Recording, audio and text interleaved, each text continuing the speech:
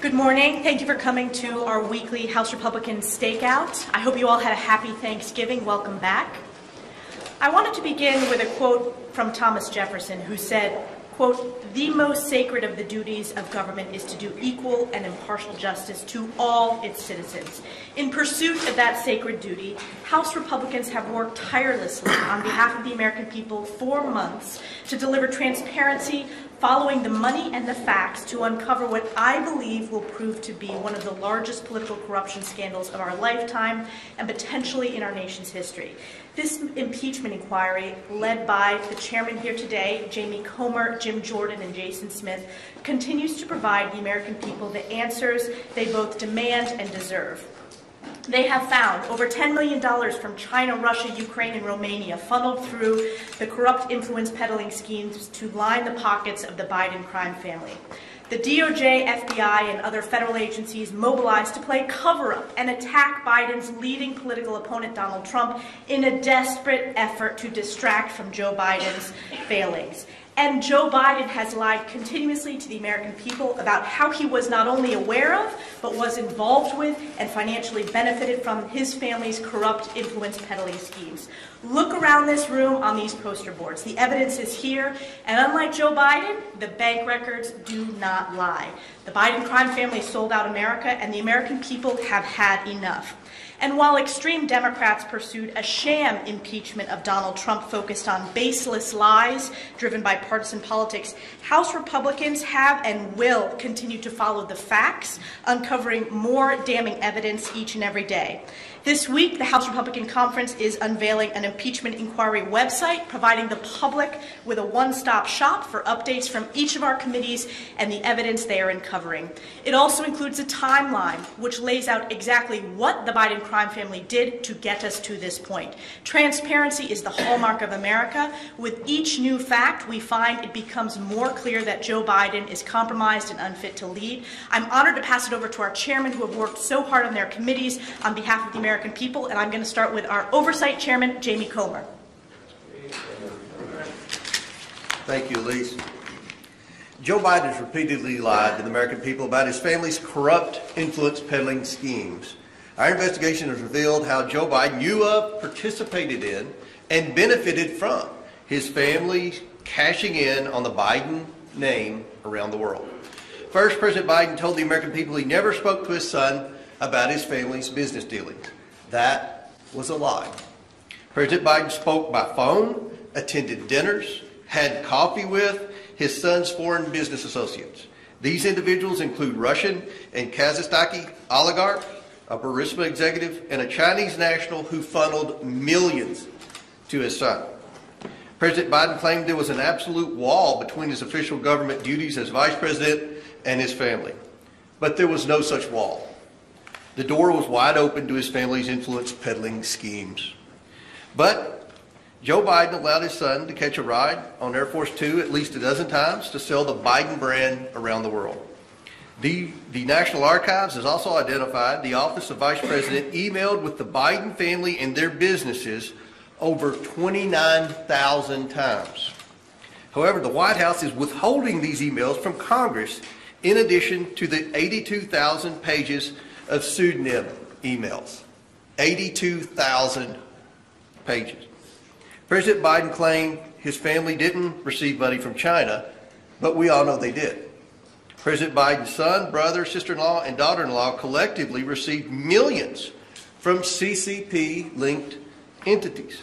We've also revealed how Joe Biden received $40,000 in laundered China money in the form of a personal check from his sister-in-law.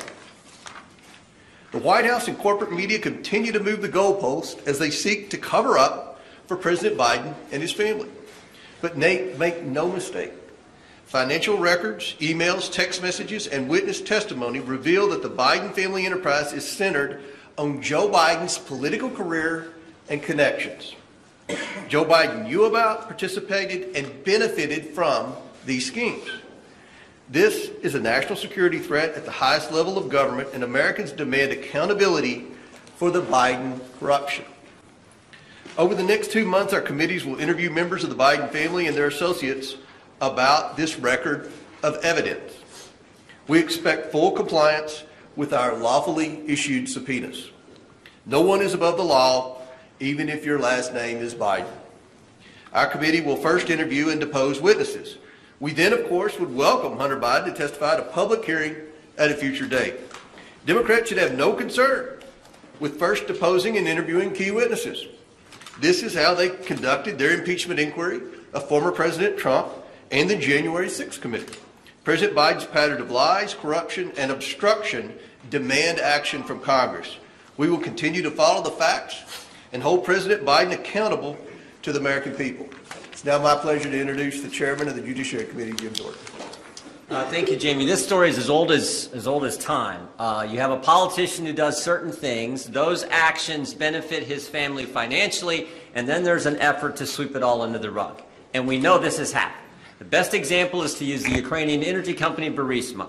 4 key facts. Hunter Biden gets put on the board of Burisma. Fact number 1. Fact number 2. He's not qualified to be on the board. He said so himself in an ABC interview. He said he got the job because of his last name. Fact number 3, the executives at Burisma asked Hunter Biden specifically, will you weigh in with folks in D.C. to help us deal with the pressure we are under? A few days later, Joe Biden gets on a plane, flies to Kyiv, and announces that you will not get the money that was already approved unless you fire the prosecutor who was applying the pressure. That all happens. That all happens. Those key facts happen. And those facts are confirmed by some of the evidence we've uncovered already. This 1023 form, where the confidential human source told the FBI and it was recorded in this form.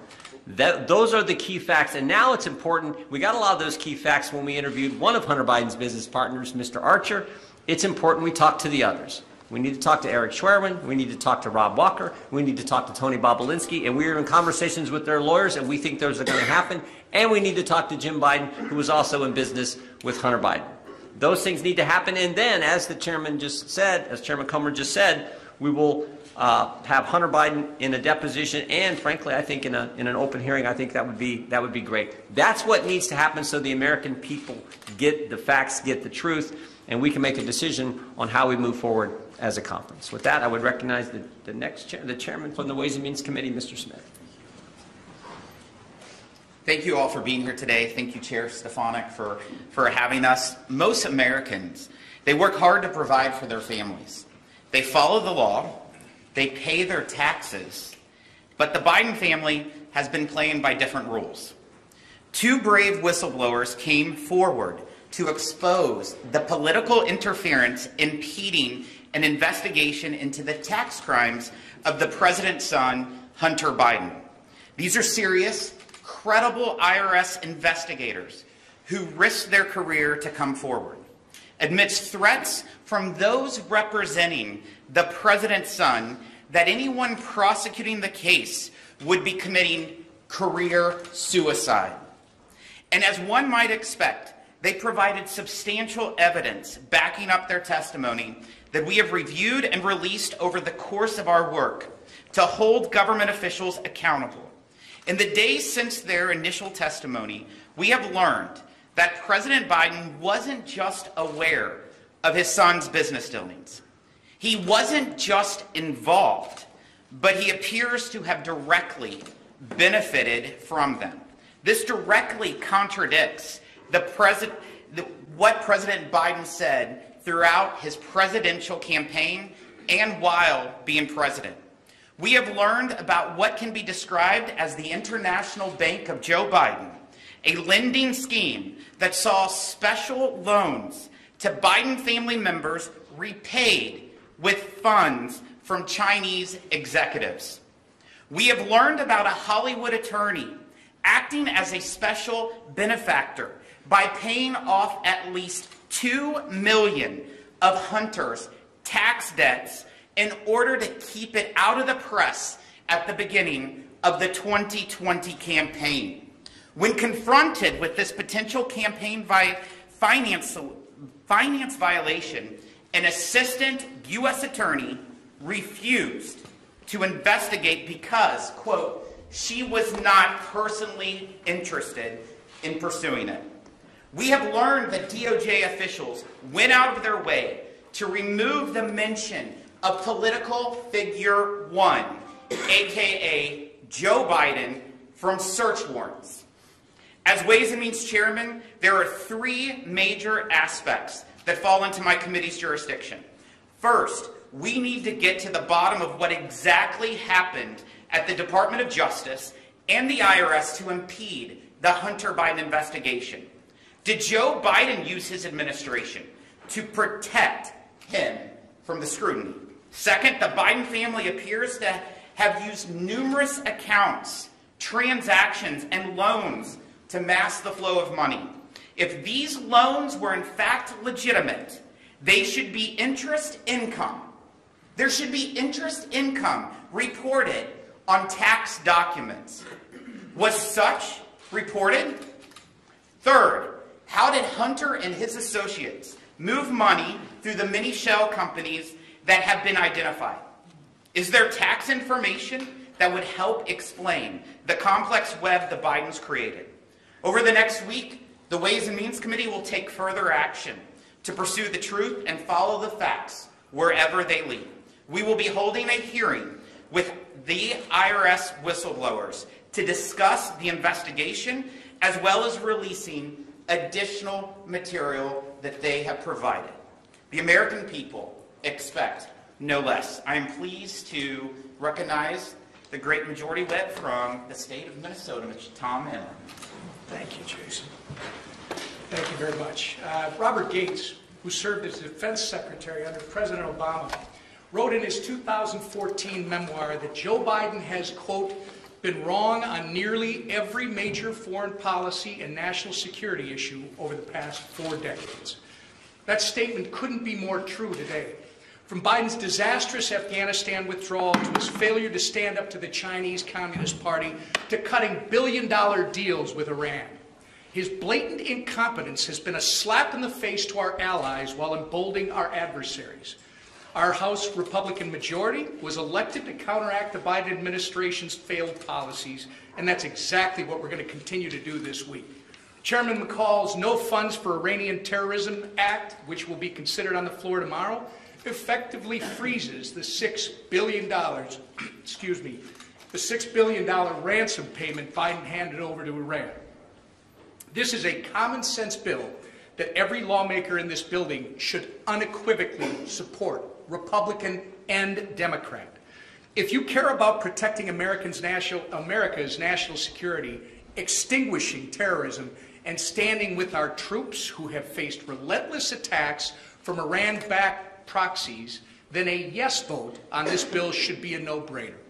Weakness invites aggression, and House Republicans refuse to sit on the sidelines as Biden's disturbing pattern of weakness on the world stage continues to endanger us all. And with that, I turn it over to our majority leader, Steve Scalise. Well, thank you, Whip. As you can see, we have 3 different committees that are relentlessly working to get the facts out about this investigation that's been ongoing for months. The one thing that you can see as a steady, consistent theme, where it started with Jamie Comer's committee, Jim Jordan's committee, ultimately Jason Smith's committee, is that every step of the way, they've been consistently going after the facts to try to find out exactly what happened with all of these web companies, these shell companies, that whistleblowers were coming forward saying it wasn't just about Hunter Biden, that ultimately money was going into Joe Biden's checking account. What you saw at the White House over and over again was a constant changing of the story. The White House has changed its story multiple times as the facts have emerged over and over again, and different, if you look at some of these poster boards, you see checks, you see more facts that continue to be released. And as more facts come out, the White House continues to try to change their tune to cover up what really happened. As Jamie Comer talked about, tens of thousands of pages of alias information still at the White House that they won't turn over to Congress. What are they trying to hide at the White House? Why won't the White House fully comply? So we're going to be relentless at continuing to get the facts, all 3 committees, working through this impeachment inquiry to ultimately get the facts out. and find out where all this money was coming from, foreign countries, ultimately into the pockets of various members of the Biden family to the tune of millions and millions of dollars.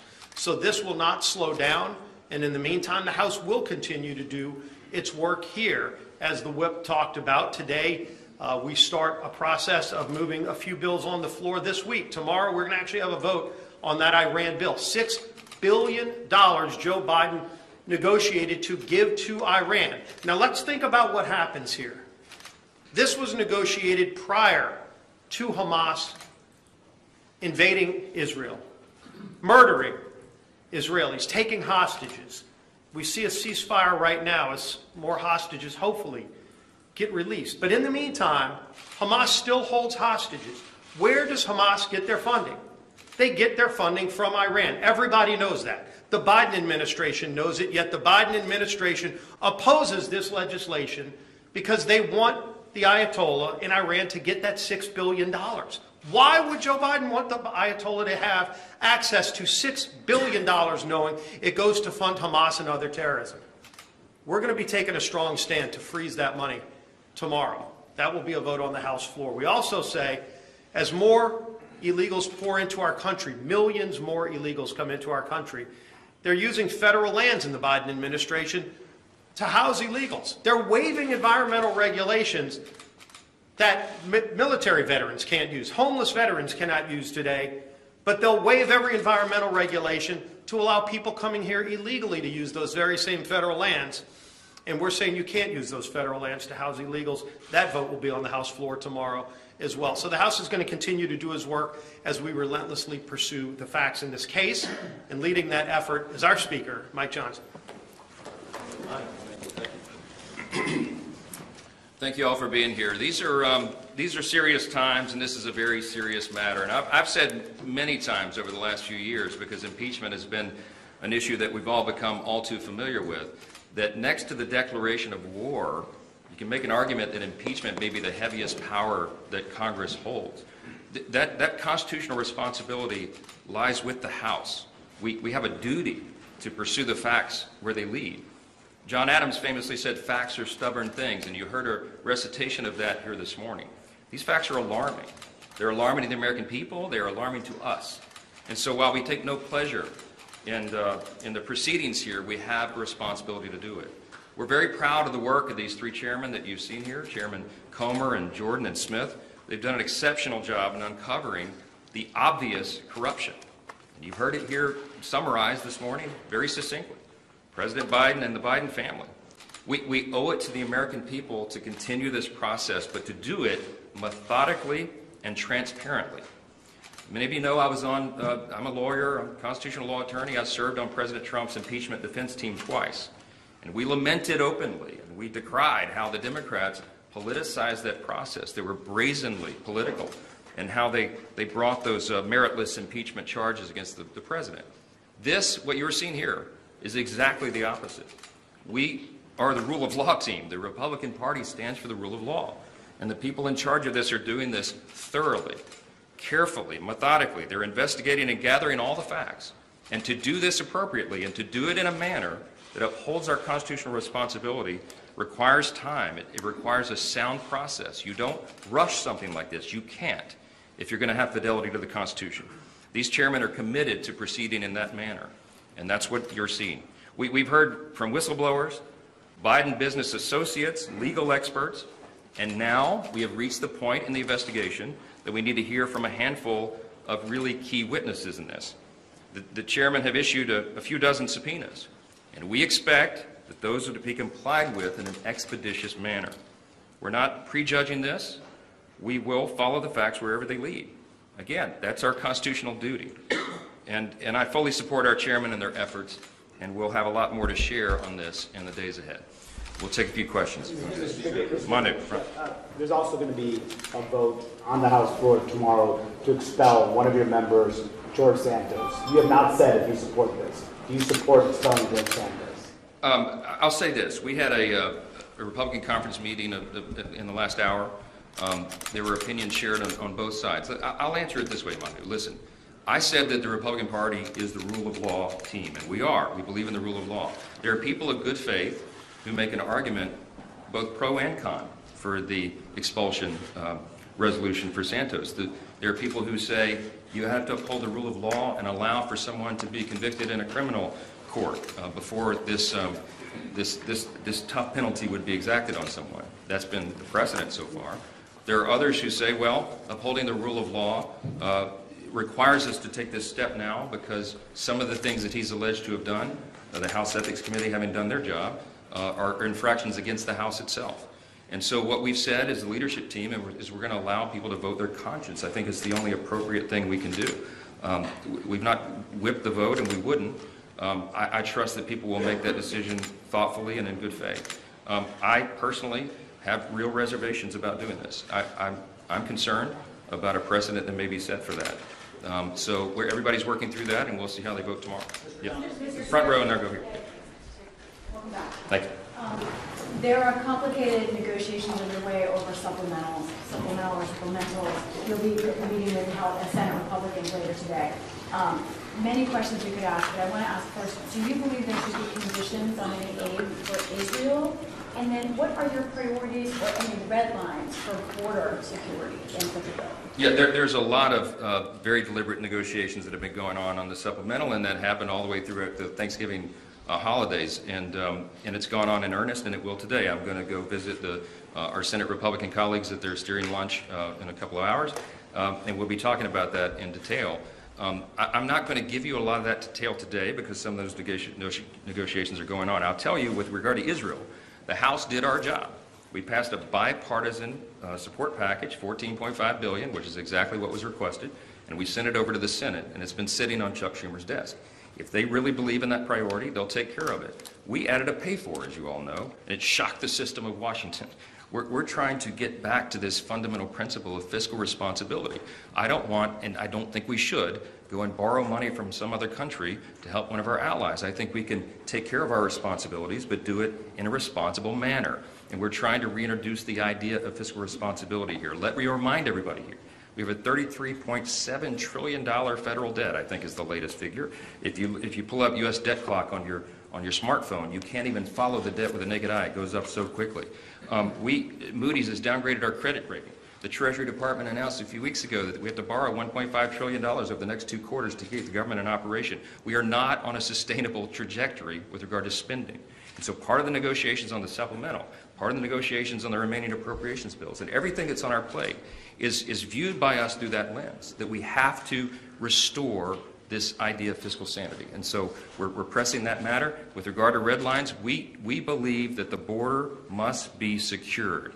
And the vast majority of the people in this country agree with us wholeheartedly. And when we all went home for Thanksgiving and met with constituents and friends and family and had dinner, as you all did, this was a big topic of discussion because people are deeply concerned about their safety and security and all the things, all the societal ills that happen at the border. So that is a top priority for us in all these negotiations to get that secured, and we need policy changes, not just further funding to process people.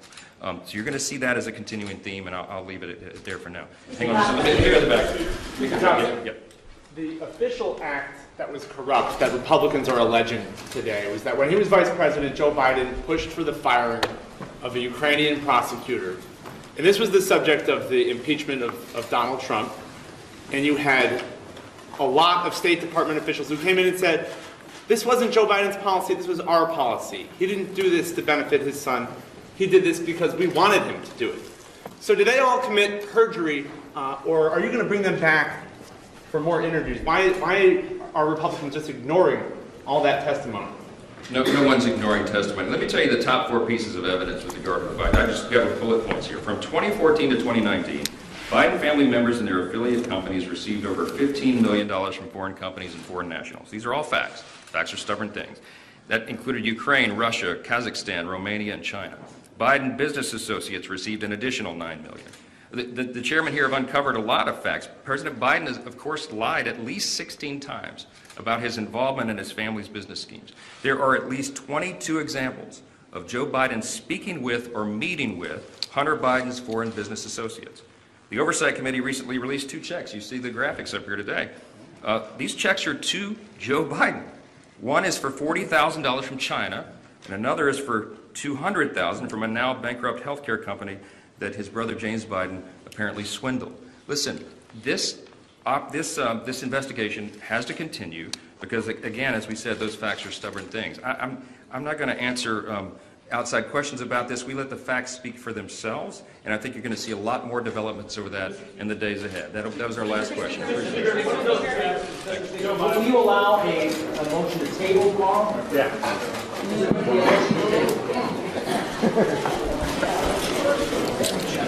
Well, there you have it.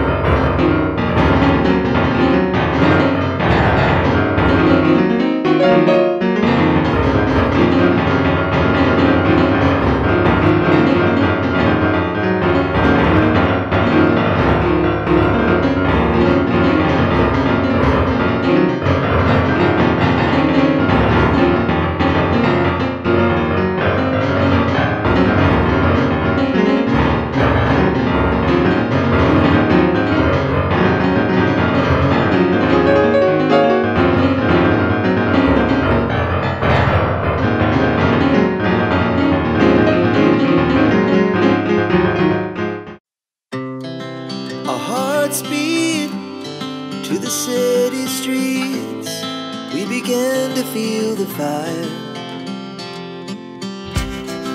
We rise like tall buildings as the chemicals, they take us higher. The night's young and it's just begun as she puts her hand in mine. We wanna chase the night, wanna dance to the light, pull the stars from the sky, just two hearts running wild. Never sleep, never stop, as we shout from the top. We're gonna be two hearts running wild.